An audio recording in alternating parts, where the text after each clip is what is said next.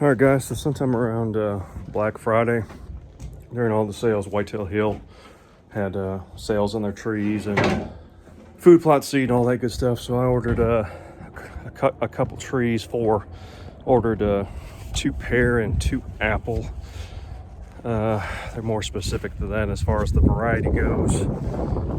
I'll see if it listed. If not, I'd have to look it up. But I'm pretty sure it's a deer pear, and I don't recall. I think it's a crab apple, believe it or not.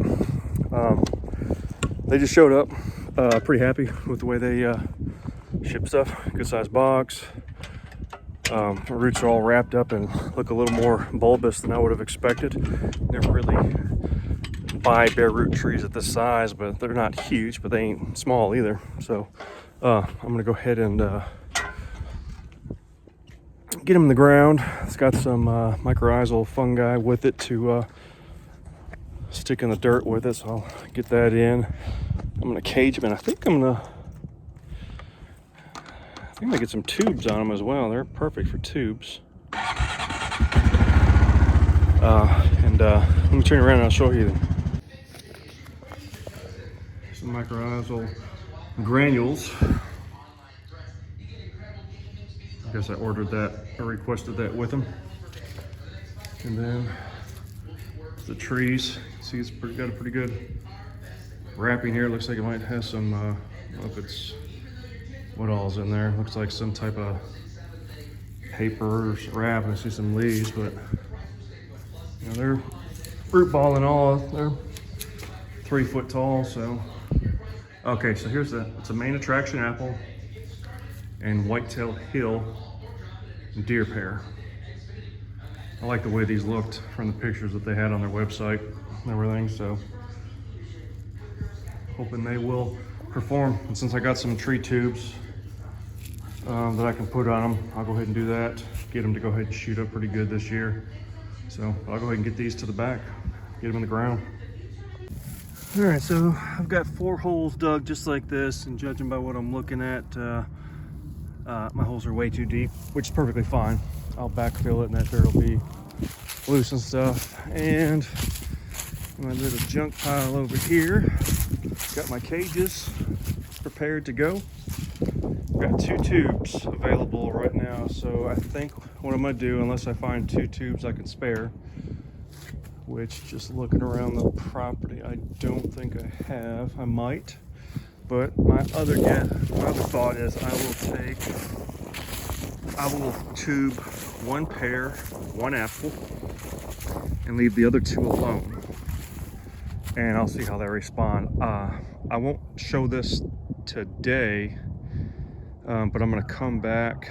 I'll just go ahead and attach it to this video. I'll go ahead and make this one video over a little bit of time. So what I'll do is I'll come back and I will weed mat these.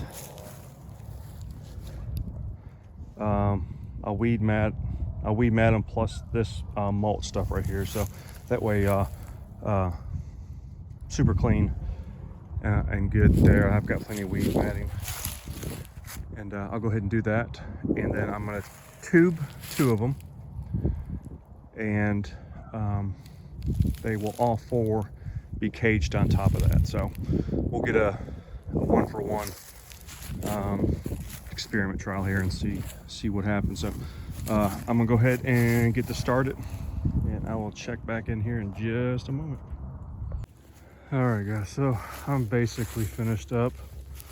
I'll still add probably another T-post to the other side, and I'll finish off this pile of wood chips all around it here to expand this area so I don't get any weeds crawling up to it. But I think I'm done for the day. But I got this is one of the pears here, all tubed up.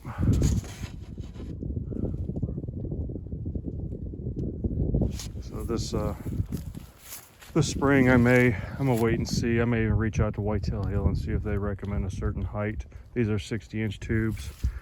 I may cut a foot off the bottom, but I'll wait and see. I'll go ahead and reach out to them. But got this tube and cage, weed matting underneath the chips, weed matting chips, cage, and out. So this is another pair. We'll see how they compare with the tube and without the tube. The one thing I would say, this one will probably be better with is strength. Tubes tend to make a tree a little bit weak as it takes them a little while. Once they shoot out the tube, they just get real flimsy.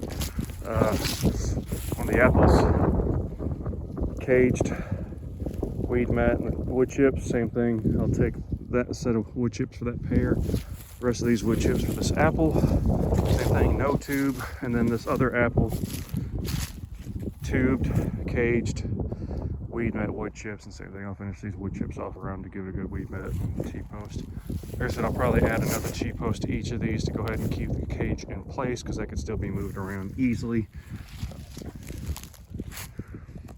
They tend not to mess around with this stuff too much this time of the year, so this will be okay until I get back out here in a day or two and finish this up. I just ain't feeling too good this afternoon, so I'm just taking it easy. I want to get this done while I had these in the ground, because if you don't do something quick, the deer will probably eat these to the ground. So, but anyways, that's it with these trees. And this I'll be doing some of the mighty micros on these once leaf out happens.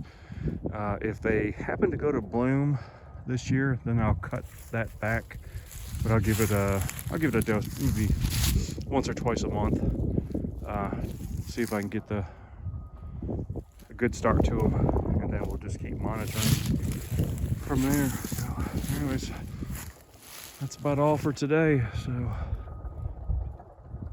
hope everyone's getting their stuff gathered for this spring, and got your trees coming in if you got them, and got your seeds ready to start planting.